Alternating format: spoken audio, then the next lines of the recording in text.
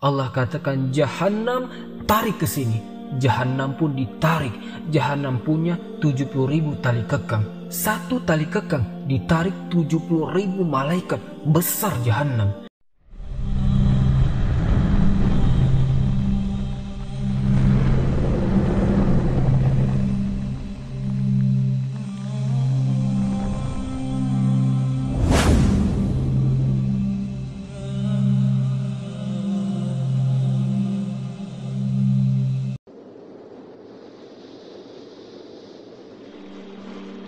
Bismillahirrahmanirrahim. Assalamualaikum warahmatullahi wabarakatuh.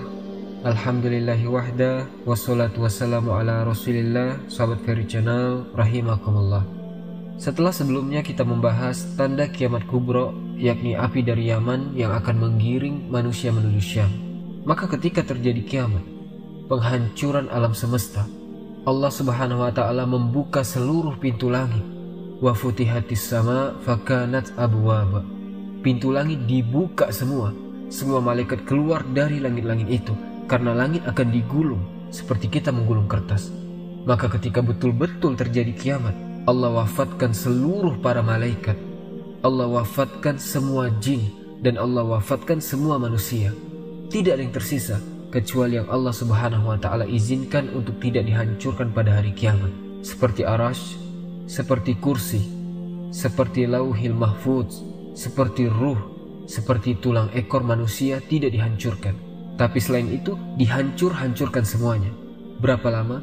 Hadis Abu Hurairah radhiyallahu an mengatakan arba'un, 40, tanpa menyebut 40 tahun, 40 bulan, 40 hari. Intinya 40, kata Abu Hurairah, antara tiupan sangkakala pertama ke tiupan sangkakala kedua. Maka hancur semua alam semesta ini. Inilah yang disebut kiamatul kubro, kiamat besar. Semua hancur. Para malaikat juga sudah diwafatkan. Malaikat Jibril, Mikail, Israfil, bahkan Malakul Maut juga sudah mati. Sudah tidak ada makhluk yang berakal lagi. Bumi sudah hancur. Seluruh alam semesta sudah hancur. Apa yang terjadi? Allah subhanahu wa ta'ala berteriak, limanil mulku yaum, limanil mulku yaum. Kalian sudah tahu siapa yang berkuasa di alam semesta ini? Tidak ada yang menjawab. Tidak ada malaikat, tidak ada jin, tidak ada manusia. Semua mati. Maka Allah jawab sendiri, lillahil wahidil qahhar. Alam semesta ini pemiliknya hanya Zat yang maha satu, yang maha perkasa, Allahu azza wa jalla. Itulah yang difirmankan dalam surah Al-Fatihah, Maliki yaumiddin. Itu makna Maliki yaumiddin, Raja pada hari pembalasan. Maka setelah kemudian Allah subhanahu wa ta'ala atur kembali alam semesta untuk menjadi alam akhirat. Maka bumi yang kita pijak hari ini, Allah katakan yauma tubaddalul ardu ghairul ard. Pada hari di mana bumi Allah hancurkan, kemudian Allah gantikan dengan bumi yang baru. Kata para ulama, bumi ini hilang, datang bumi baru? Tidak. Bumi yang kita pijak ini, bumi pula di padang mahsyar, cuma bentuknya dirubah. Yang tadinya bulat, kemudian dibentangkan. Sehingga bumi yang sekarang kita lihat ada bukit, ada gunung, ada lembah, ada tinggi, ada rendah. Nanti ketika Allah hancurkan, Allah ganti dengan bumi yang baru. Maka Allah hamparkan sehingga tidak ada yang meninggi, tidak ada yang merendah, tidak ada bukit, tidak ada lembah, tidak ada bangunan, tidak ada hutan, tidak ada gunung, rata semuanya. Kenapa Allah ratakan? Wa izal ardu muddat. Dan apabila bumi diratakan, supaya makhluk sejak Adam meninggal sampai terakhir mati muat di bumi itu. Sekarang bumi itu dalam bentuk bulat kan? Di bumi ini ada lautnya, di bumi ada hutannya, di bumi ada bukit, ada gunung. Tidak semua tempat dihuni manusia. Kalau seandainya bumi tidak dirubah, kemudian seluruh manusia dibangkitkan sejak Adam sampai terakhir mati, tidak akan muat bumi ini. Makanya kemudian semua diratakan, sehingga kalau dibangkitkan semua akan muat. Itulah padang mahsyar. Allah katakan wa akhrajatil ardu asqalaha. Allah subhanahu wa ta'ala bangunkan malaikat Israfil untuk meniupkan sangkakalanya yang kedua. Ketika kemudian malaikat Israfil bangkit, kemudian meniupkan sangkakala keduanya, maka terjadilah yaumul ba'si wan nusyur, hari di mana manusia dibangkitkan kemudian dikumpulkan. Maka ketika itu Allah katakan wa akhrajatil ardu asqalaha. Kami keluarkan beban-beban bumi. Maksudnya adalah bangkai-bangkai manusia itu semua terangkat kembali. Dari mana? Dari tulang ekor. Karena tulang ekor manusia tidak dihancurkan pada hari kiamat. Ketika Allah perintahkan Israfil untuk meniup sangkakala yang kedua, dari tulang ekor setiap manusia itulah tercipta manusia kembali.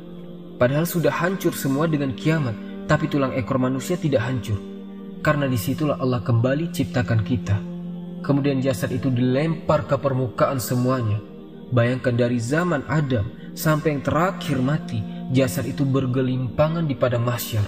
Maka Allah Subhanahu wa ta'ala katakan, wa izan nufus zuwijat. Dan apabila ruh dipertemukan dengan tubuh, ruh orang beriman dilesatkan dari iliin untuk kembali ke tubuhnya. Kemudian ruhnya orang-orang kafir dilesatkan dari sijjin. Ruh-ruh itu kemudian masuk ke jasad-jasad mereka tanpa tertukar jasadnya. Disitulah manusia dibangkitkan. Ketika manusia dibangkitkan, orang-orang kafir ini digambarkan dalam surah Yasin, ya wailana man ba'atsana mim marqadina. Duhai celaka kami, siapa yang membangunkan kami dari tidur-tidur kami ini? Maka mereka digambarkan seperti laron. Yauma yakunun nasu kal farasil mabsus. Pada hari itu manusia seperti laron yang berterbangan. Laron ini kalau ada lampu maka dia akan mengejar lampu. Dan mereka terbangnya tidak ada aturan. Sehingga karena tidak ada aturan, diterjang kawannya, tabrak sana, tabrak sini, besoknya berhamburan, sayapnya entah kemana-mana. Begitulah kondisi manusia pada hari kiamat. Orang-orang kafir lari ke barat dan ke timur, lari lagi selatan ke utara. Mereka tidak ada tujuan, seperti laron. Yauma yafirul mar'u min akhi wa ummihi wa abi wa sahibatihi wa bani. Pada hari itu manusia lari dari saudaranya, dari ibu dan bapaknya, dari istri dan anak-anaknya. Semua manusia sibuk dengan sendirinya, kecuali orang-orang yang beriman. Orang-orang yang beriman ketika dibangkitkan dia tidak lari.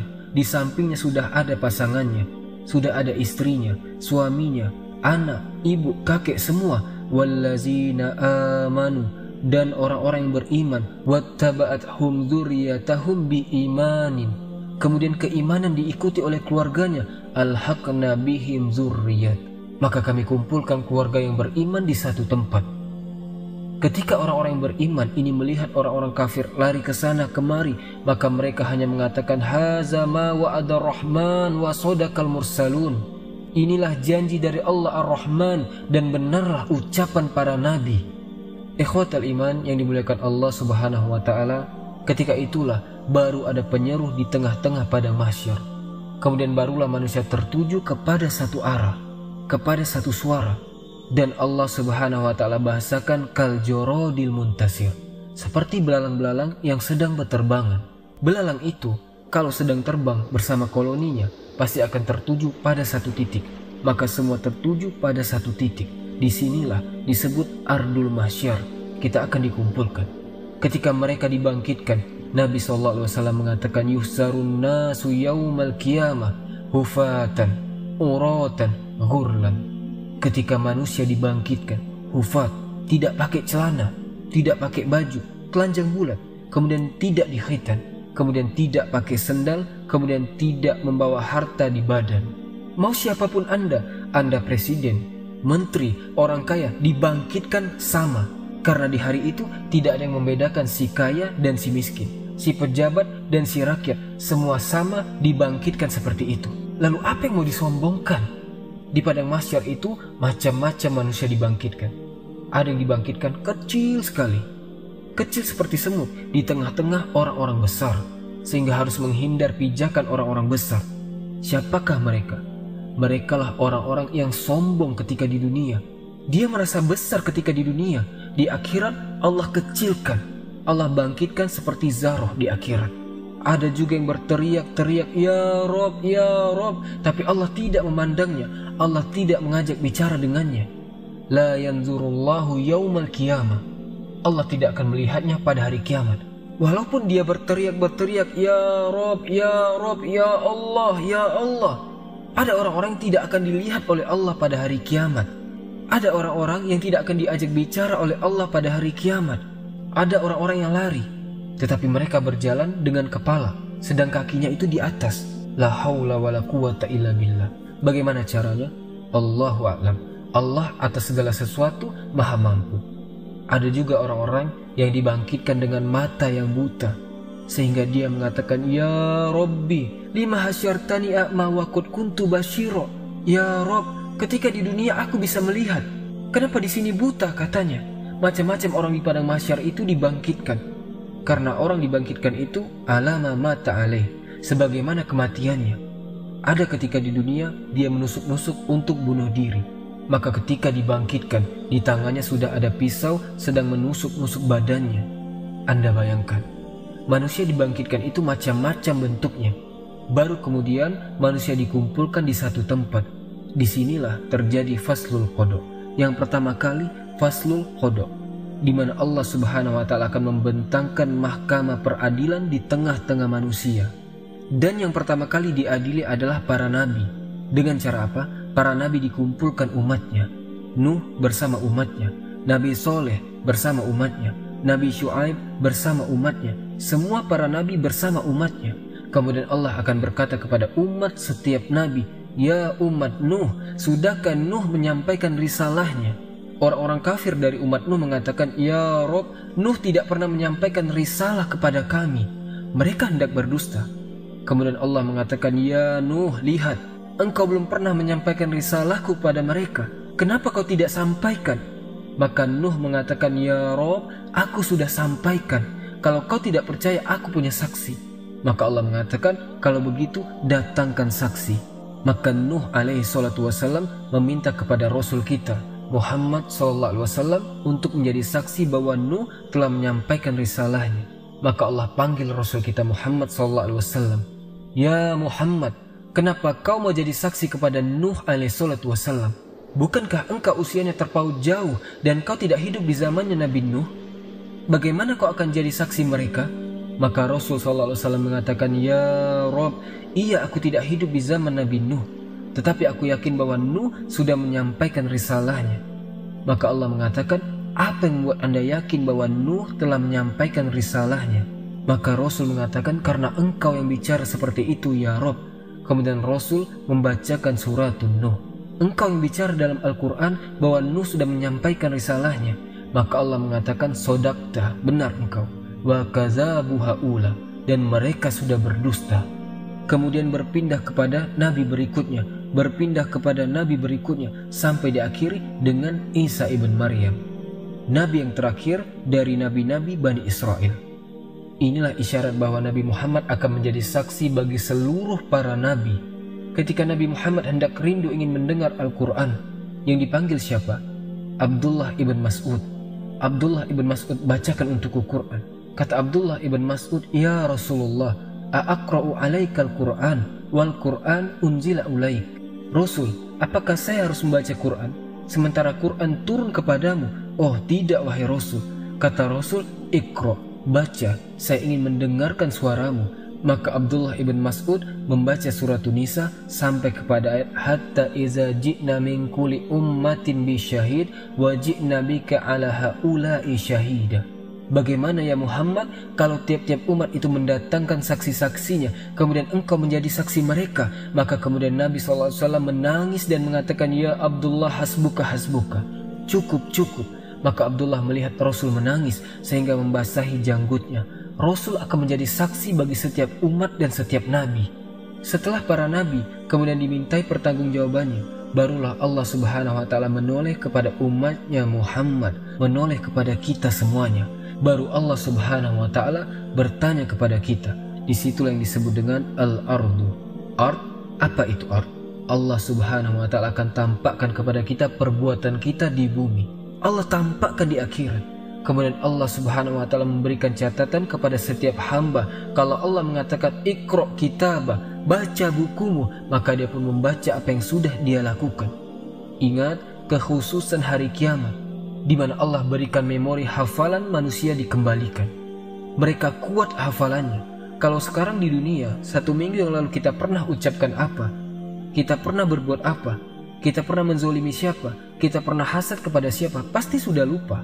Tapi di akhirat Allah berikan kekuatan hafalan sejak antum akil balik sampai antum diwafatkan, hafal antum. Oh, jam segini, hari ini, tanggal ini aku begini. Kita akan hafal itu semua, akan dicocokkan dengan catatannya. Dan ketika itu teman-teman, manusia tidak bisa berdusta di hadapan Allah. Al-yawma nakhtimu ala afwahihim wa tukallimuna aydihim wa tashhadu arjuluhum bima kanu yaksibun. Mulut terkunci, tangan bicara, kaki menyaksikan apa yang sudah diperbuatnya.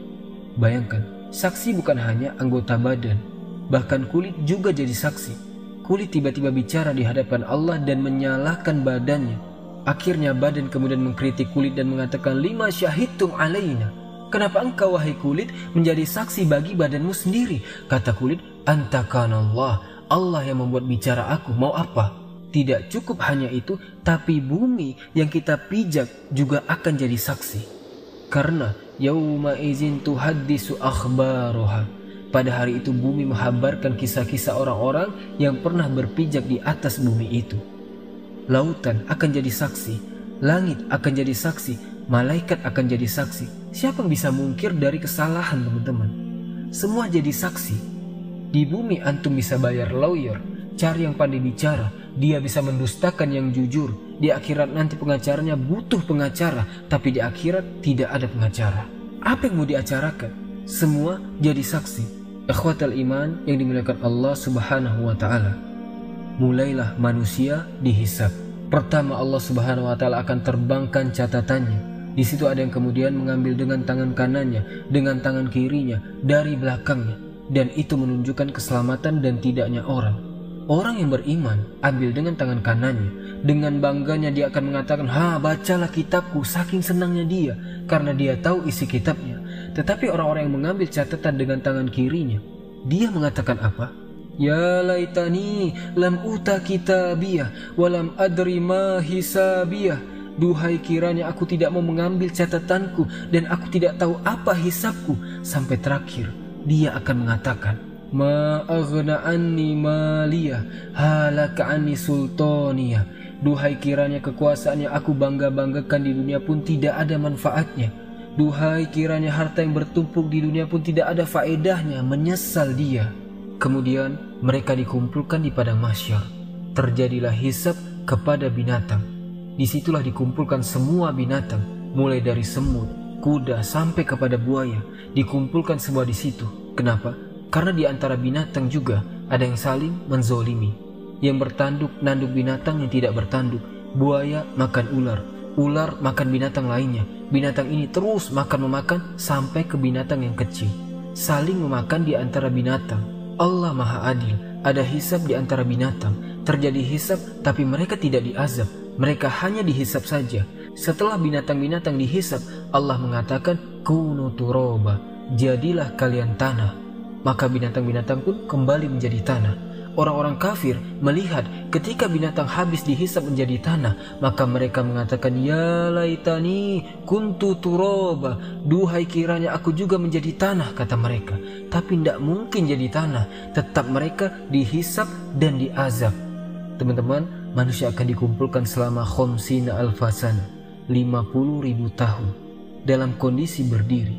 Tidak ada yang duduk atau baring kayak kita sekarang. Posisi mereka berdiri.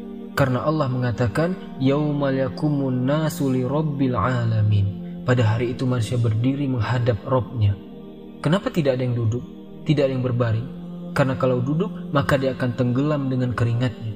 Berbaring apalagi? Bagaimana tidak tenggelam dengan keringatnya? Matahari diletakkan di atas kepala hanya sejarak 1 mil. Ada orang yang bercucuran dengan keringat sehingga tenggelamlah dia dengan keringatnya. Ada yang keringatnya sedada, ada yang keringatnya sepusar, ada yang keringatnya selutut, sesuai dengan amalannya. Dan hari itu hari yang haus sekali. Makanya orang-orang yang berhasil minum dari telaga Rasul, lam yatma abada. Dia tidak akan haus selamanya walaupun matahari di atas kepala. Likulin nabi hauzun, setiap nabi punya telaga. Dan yang paling besar telaga Rasul kita Muhammad SAW. Jumlah gelasnya sejumlah bintang yang ada di langit. Warna telaganya lebih putih dibandingkan air susu. Rasanya lebih manis dibandingkan madu. Siapa yang minum tidak akan haus selamanya. Adakah dari umat Rasul yang tidak akan minum?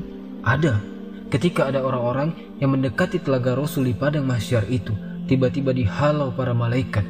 Kemudian Rasulullah SAW berteriak-teriak, "Ummati, ummati, ya Rob, itu kan umatku, biarkan mereka minum." Mereka dihalang. Lihat bagaimana rahmatnya Rasul kepada umatnya.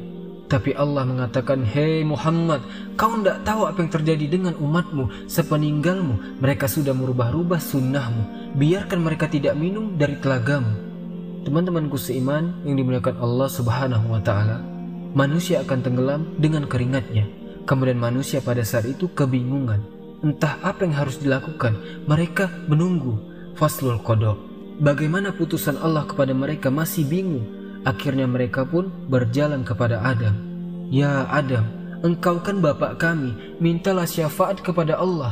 Tidakkah engkau iba kepada kami? Kami kesulitan di sini." Kata Adam, "Aku tidak bisa menolong kalian. Pergilah ke Nuh." Berangkatlah mereka ke Nuh alaihissalatu wassalam. Nuh juga tidak bisa memberikan syafaat. Kata Nuh, "Sebaiknya kalian kepada Ibrahim." Berangkat mereka ke Nabi Ibrahim alaihissalatu wassalam. "Ya Ibrahim, engkau adalah kekasih Allah. Tidakkah kau iba melihat kondisi kami?" Kata Ibrahim, "Tidak, aku pernah berdusta 3 kali. Sebaiknya kau datang kepada Musa. Temui Nabi Musa." Berangkat ke Nabi Musa. Kata Musa, "Aku juga tidak bisa karena pernah membunuh orang." "Pergilah ke Isa saja. Temui Nabi Isa." Kemudian mereka menemui Nabi Isa. Isa tidak menyebutkan uzurnya, tapi Isa mengatakan, "Datangilah Rasul Muhammad sallallahu alaihi wasallam." Datanglah mereka kepada Rasulullah sallallahu alaihi wasallam. Baru kata Rasul, "Analaha, akan kucoba." Rasul sujud di bawah arsy Allah dengan sujud yang lama, sampai Allah datang dan mengatakan, "Irfa ra'saka ya Muhammad." Angkat kepalamu wahai Muhammad. "Kul yusma." Katakan kau didengar. "Sal tu'ta." Minta kau diberi. "Isfa'tu syafa." Minta syafaat kau diberikan syafaat. Allah. Teman-temanku seiman yang dimuliakan Allah Azza wa Jal, kembali kepada proses hisab. Hisab ini ada 2 macam. Ada yang disebut dengan hisaban yasiro, hisabnya mudah. Ada yang disebut dengan hisaban asiro, hisabnya sulit. Dan ada yang ketiga, tanpa hisab. Ada kelompok yang tidak dihisab, karena Rasul pernah ditampakkan dari 70.000 umatnya. Mereka tidak dihisab, tidak diazab, langsung masuk surga. Kemudian ditanya, "Siapa mereka orang-orang yang tidak dihisab itu, wahai Rasul?" Kata Rasul, "Orang yang tidak minta diruqyah, orang yang tidak minta dikai, besi panas yang digunakan untuk pengobatan, dan tidak tatoyur, menjadikan sial dan hoki kepada sebuah benda atau suara. Dan mereka senantiasa tawakal kepada Allah. Merekalah orang-orang yang masuk surga tanpa hisab dan azab. Tidak akan dikumpulkan di padang mahsyar. Mereka langsung direct masuk surga. Tapi orang-orang yang hisabnya sulit dan orang yang hisabnya mudah tetap di padang mahsyar. Cuma mereka tidak sampai 50.000 tahun, tergantung hisabnya. Kalau hisabnya mudah, sebentar saja. Karena umat Islam, orang-orang yang beriman hisabnya cepat. Allah hanya menghisab manusia itu setengah hari. Bagi orang-orang yang beriman, tidak sampai 50.000 tahun, setengah hari saja. Tapi setengah hari kehidupan akhirat bila dibandingkan kehidupan dunia sama dengan 500 tahun. Karena Allah mengatakan, "Inna yauman inda rabbika ka'alfi sanatin mimma ta'udun." Satu hari kehidupan akhirat sama dengan 1000 tahun kehidupan dunia.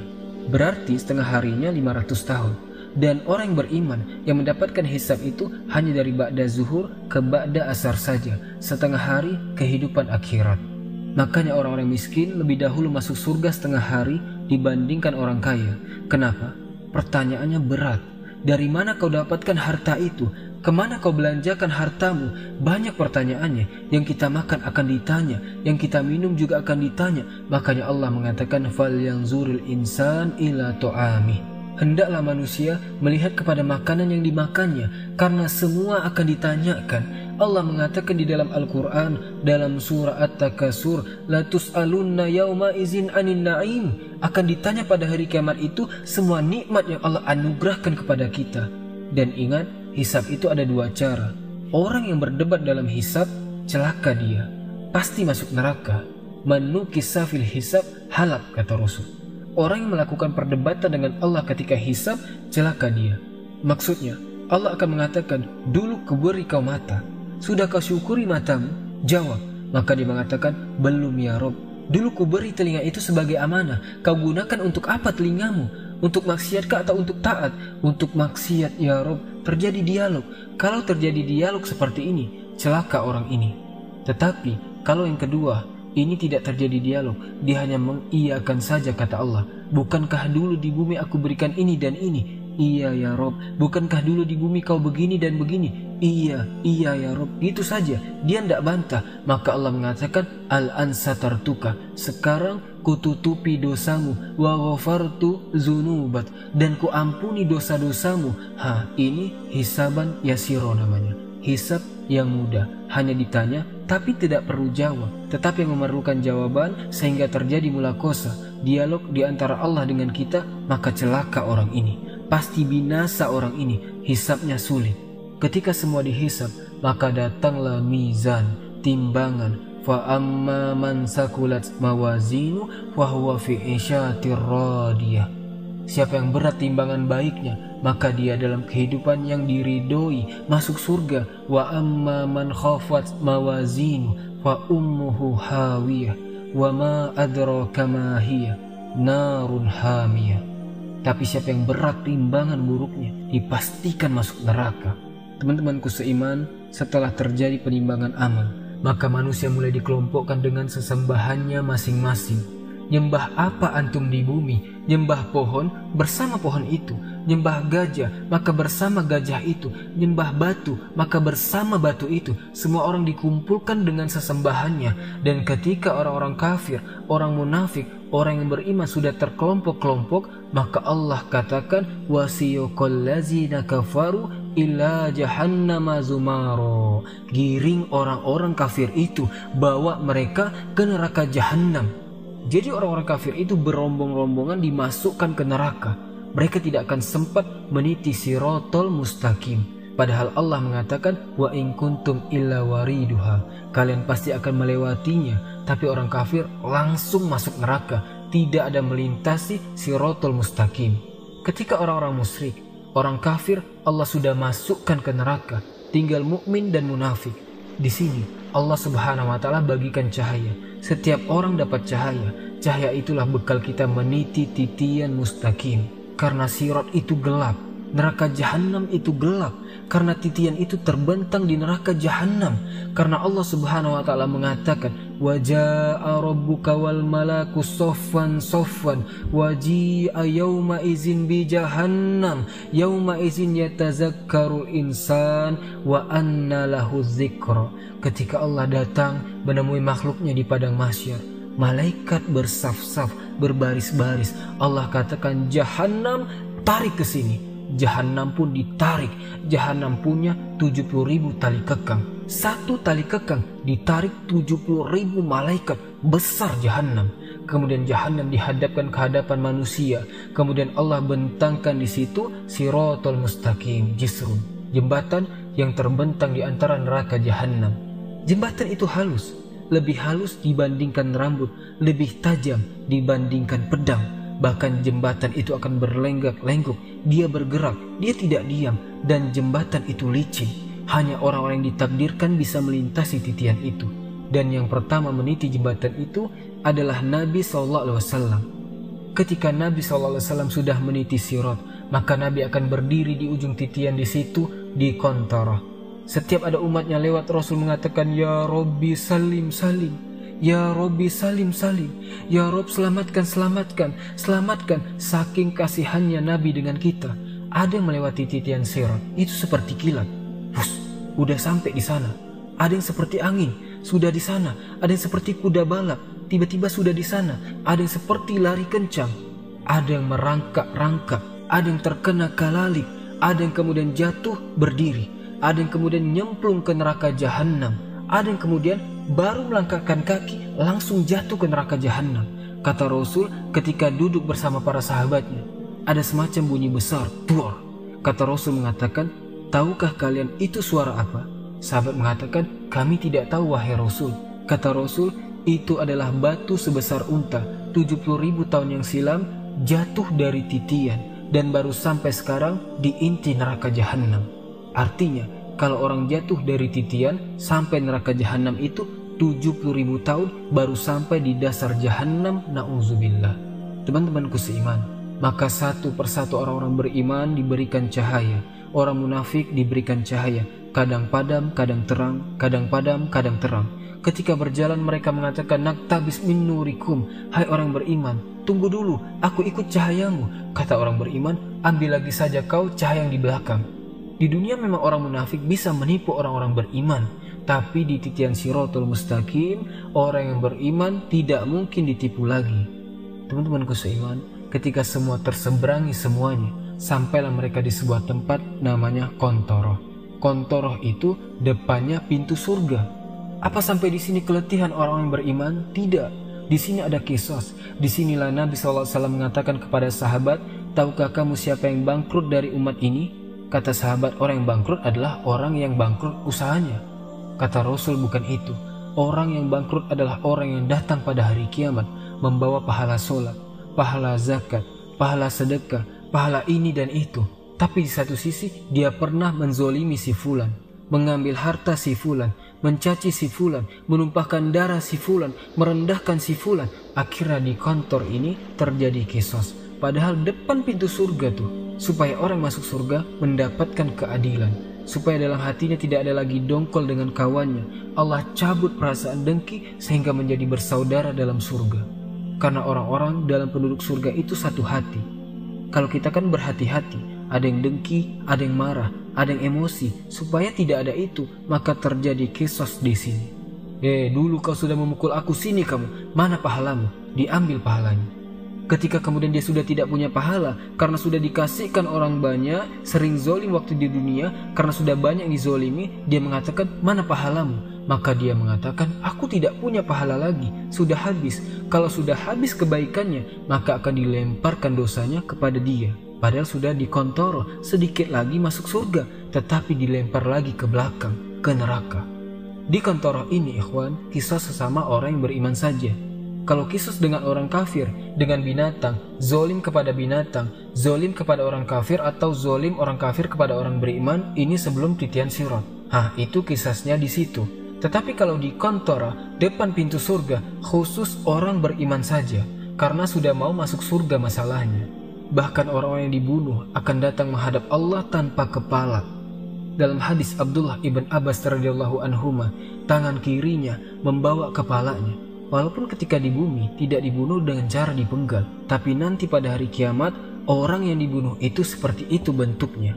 Lehernya tidak ada, kepalanya dipegang oleh tangan kirinya, tangan kanannya menyeret orang yang membunuhnya, kemudian menghadap Allah dengan mengatakan, ya Rob sal haza lima qatalani. Tanya orang ini, kenapa dia bunuh aku, kenapa dia bisa membunuhku. Dan bayi-bayi yang dilempar hidup-hidup kemudian mati, seperti orang-orang yang punya anak dari hasil zina, kemudian malu, dilemparlah anak itu ke selokan, ke tong sampah, ke kardus, akhirnya mati bayi mungil itu. Maka Allah mengatakan, wa izal mau'udatu su'ilat bi ayyi dzanbin kutilat. Bayi-bayi itu akan membawa kepalanya menghadap Allah dan mengatakan, ya Rob sal haza lima qatalani. Tanya ibuku kenapa dia membunuhku, tanya bapakku kenapa dia membunuhku. Semua akan dikisos. Hati-hati. Tapi kalau sudah tidak ada kisas lagi, baik di antara orang yang kafir dengan orang yang beriman, atau sebaliknya, manusia dengan binatang atau sebaliknya, kemudian kisos terjadi antara orang yang beriman dan sudah selesai, maka manusia berjubel di pintu surga. Manusia akan berdesak-desakan di pintu surga, padahal mereka sudah divonis masuk surga, tidak mungkin masuk neraka, tapi tidak bisa masuk surga juga karena pintu surga tertutup. Semua para nabi berusaha membuka, tidak bisa, tidak diizinkan malaikat Ridwan. Tiba-tiba di tengah manusia yang sudah divonis masuk surga itu, muncullah seorang laki-laki, Sayyidul Anbiya'i wal Mursalin, Sayyidul Awwalina wal Akhirin, Muhammad sallallahu alaihi wasallam. Nabi kita, kedua kita, Rasul kita Muhammad sallallahu alaihi wasallam mendekati pintu surga dan membuka pintu surga dengan mengetuknya, Assalamu alaikum. Maka Ridwan mengatakan, Waalaikumsalam. Kata Ridwan, man, siapa kamu? Kata Rasul, ana Muhammad, saya Muhammad. Kata malaikat Ridwan, bika umirtu ala aftali ahadin qoblak. Aku diperintah Allah untuk tidak membuka pintu surga kecuali kau yang minta. Kata Rasul, ana awal man aftahtihu babal jannah. Sayalah orang yang pertama kali membuka pintu surga. Kemudian dibentanglah pintu surga. Pintu surga ini ada yang berteriak. Jadi Allah Subhanahu wa Ta'ala meletakkan para pemanggil di pintu-pintu surga. Kalau dia ahli solat, pintu itu memanggil, "Hei pakar-pakar solat, kau kesini, masuknya di sini, jangan di situ." Yang pakar puasa sunnah, puasa Senin Kamis, Ayamul Bid, puasa Daud, pokoknya ahli puasa ada pintunya dari pintu Royan. "Hei ahli puasa, sini-sini dari pintu Royan, jangan di situ." Pintu jihad mengatakan, "Hei yang mati syahid, lewat sini." Pintu taubat, "Hei yang taubat, lewat sini." Masing-masing pintu menyeru kepada keahlian ibadahnya masing-masing. Dan surga itu memiliki 8 pintu, berbeda dengan neraka yang memiliki 7 pintu. Kenapa? Biar menunjukkan bahwa rahmat Allah itu lebih luas dibandingkan murkanya. Karena Rasul mengatakan, Allah berfirman, rahmatku lebih luas dibandingkan murkaku. Teman-temanku seiman, ketika ada orang yang berdiri di pintu surga, dia berdiri nih, dia tidak mau masuk surga. Kata Allah, "Masuk kau ke dalam surga dengan rahmatku." Orang ini mengatakan, "Ya Rob, tidak, saya tidak mau masuk surga dengan rahmatmu ya Rob. Kalau masuk surga dengan rahmatmu, itu bagi orang yang melakukan dosa, kemudian bertaubat, kau kasih sayangi dia, akhirnya kau katakan masuk surga dengan rahmatmu. Aku ini tidak pernah berbuat dosa selama di dunia, aku ingin masuk surga dengan amalanku." Wah, dia merasa bangga dengan amalannya, karena aku tidak pernah berbuat dosa. Masukkan aku dengan amalanku, katanya. Baik, kata Allah, hitung amalanmu berapa. Dihitung amalannya, rupanya dihitung amalannya tidak sebanding dengan satu nikmat yang Allah berikan, nikmat penglihatan. Karena amalannya lebih banyak melihat, karena takut dia tidak bisa masuk surga dengan amalannya. Kalau begitu ya Rob, masukkan aku ke dalam surga dengan rahmatmu ke dalam surga. Ya, karena masuk surga itu karena rahmat Allah. Kata para sahabat, termasuk engkau wahai Rasul, termasuk saya. Allah masukkan saya ke surga karena rahmatnya, tapi Allah masukkan ke neraka karena keadilannya. Teman-temanku seiman yang dimuliakan Allah Subhanahu wa Ta'ala, ketika kemudian penduduk surga masuk ke dalam surga, kemudian malaikat surga mengatakan, "Salamun alaikum bima sobartum fa ni'ma uqbaddar." Keselamatan bagi kalian wahai penduduk surga. Pertama kali tahiyat, tahiyatus salam, salamun qaulan mir rabbir rahim. Allah pun mengucapkan salam. Orang-orang tertentu saja mendapatkan salam di dunia itu, seperti Khadijah, istri Nabi. Kata Nabi SAW, Rob dan Jibril menitipkan salam kepadamu, ya Khadijah.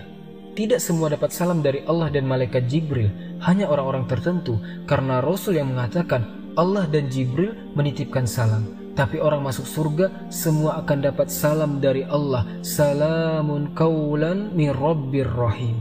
Mereka dapat salam, dan salam itu artinya selamat, karena di surga tidak ada aib. Di surga itu selamat semuanya, tidak ada orang yang lisannya kotor, tidak ada di surga itu. Tidak ada tukang gibah, tukang gunjing, tukang caci, tukang maki, tukang merendahkan, tidak ada. Sampai kepada istri-istri tidak ada yang cemburu kalau antum bersama bidadari, karena semua jadi salam, selamat semuanya, selamat dari aib. Antum tidak kencing, antum tidak berak, antum tidak meludah, antum juga tidak mengeluarkan dahak, antum tidak ada congeknya bahasa kita.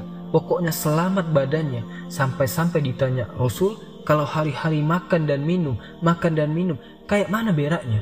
Cemana kencingnya? Kata Rasul, berak dan kencingnya dengan keringat. Dan keringatnya seperti minyak misik. Itulah berak dan kencingnya penduduk surga, luar biasa. Selamat badannya, wanitanya tidak ada haid, tidak ada nifas, tidak ada bau ketiak di surga itu, semua wangi. Karena selamat badannya. Di surga itu tidak ada nenek-nenek. Di zaman Rasul, ada nenek-nenek datang kepada Rasul. Rasul, aku masuk surga enggak? Kata Rasul, nenek-nenek enggak masuk surga. Nenek ini menangis, kemudian dia pergi. Kemudian Rasul berkata kepada para sahabat, bilang sama nenek itu, bukan berarti nenek itu tidak masuk surga. Maksudnya di surga itu tidak ada nenek-nenek. Dibacakan ayatnya, Inna ansya'nahunna insya'an faja'alnahunna abakaro uruban atroba. Kami jadikan nenek-nenek menjadi gadis-gadis, usianya 33 sampai 34. Semua sebaya, sama usianya seperti itu. Dan surga itu teman-teman, nikmatnya bertambah dan bertambah. Ada sukul jannah, pasar surga. Pasar ini setiap Jumat kalau di bumi. Kalau di surga namanya Yaumul Mazid, hari tambahan nikmat. Semua penduduk surga ke pasar, yang laki-lakinya itu berjumpa dengan kawan-kawannya di pasar itu. kemudian ngobrol, cerita pengalaman antum di dunia. Kita bicarakan semua itu, akan teringat dengan kehidupan dunia, obrolan kita, bercandaan kita, semua akan dibicarakan di pasar surga itu. Di pasar surga itu tidak ada jual beli, hanya untuk berjumpa dengan kawannya, ngobrol, minum, makan di situ enak-enak. Kemudian sebelum pulang, tiba-tiba Allah Subhanahu wa Ta'ala hempaskan angin membawa debu, kemudian mengenai jasad-jasad yang ada di pasar surga itu, maka dia akan bertambah gantengnya, bertambah sehatnya, bertambah kekarnya, bertambah indah pokoknya. Ketika pulang, istrinya tidak kenal. Laqadis jastum husnan wa jamala. Wahai suamiku, kenapa engkau makin tampan, makin ganteng? Kata suaminya, kau juga istriku, kenapa makin cantik? Katanya. Jadi setiap minggu kenikmatan itu bertambah, makin ganteng, makin ganteng. Dan di surga, makanan hari ini kalau dimakan besok lebih nikmat lagi, kalau lusa lebih nikmat lagi, besoknya lagi makin tambah nikmat. Itulah di surga. Di surga itu makin hari makin nikmat, makin hari makin ganteng, makin hari makin cantik. Teman-temanku seiman, ketika orang masuk surga, pertama yang dimakan apa? Dan pertama yang diminum apa? Yang pertama dimakan penduduk surga, kabidil hud, hatinya ikan paus. Tentu ikan paus di akhirat, bukan di dunia. Kemudian minum air jahe, jahenya jahe surga. Kata Abdullah bin Abbas, dunia dan surga itu hanya mirip nama, tapi hakikatnya berbeda. Di dunia ada air jahe, wedang jahe. Di surga ada wedang jahe, hanya kesamaan nama, tapi hakikatnya berbeda. A'dat tulis ibadis solihin, ma la aina ra'at wala uzunu sami'at wala khatara ala qalbi bashar. Aku sediakan bagi hamba-hambaku yang soleh surga yang tidak pernah dilihat oleh mata, tidak pernah didengar oleh telinga, dan tidak pernah terbetik dalam hati manusia. Macam mana cara menggambarkannya? Jadi hanya kemiripan nama saja. Di surga ada pisang, di dunia ada pisang, tapi pisang surga beda rasanya.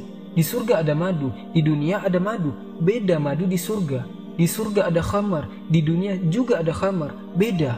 Khamar di dunia ini paling rendah, sakit kepala orang yang minum. Paling tinggi, teler, tidur di got di jalan. Tapi khamar di surga itu lezat bagi peminumnya, lezat. Teman-temanku seiman, dan di surga Allah sudah peruntukkan satu orang mendapatkan 2 istana minimalnya. Waliman khofa maqama rabbihi jannatan.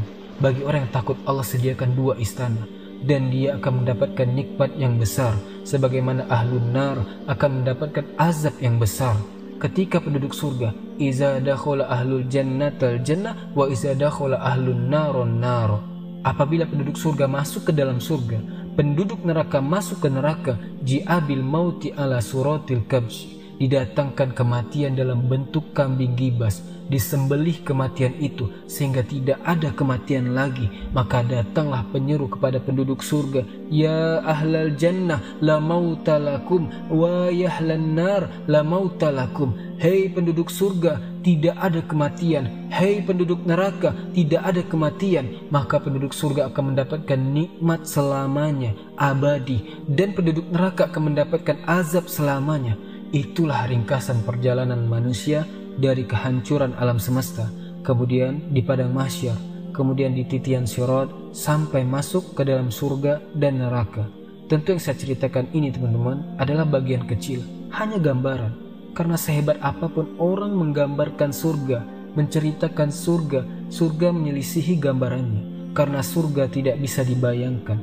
Kita hanya menukilkan sabda-sabda Nabi, ayat-ayat Al-Quran. Beginilah gambaran surga, karena tidak semua dibentangkan. Oleh karena itulah perlu keimanan yang kuat tentang hari akhir. Makanya salah satu rukun iman, al-imanu bil yaumil akhir, beriman dengan hari akhir. Wallahu alam bissawab. Subhanakallahumma bihamdika asyhadu an la ilaha illa ant astaghfiruka wa atubu ilaik. Assalamualaikum warahmatullahi wabarakatuh.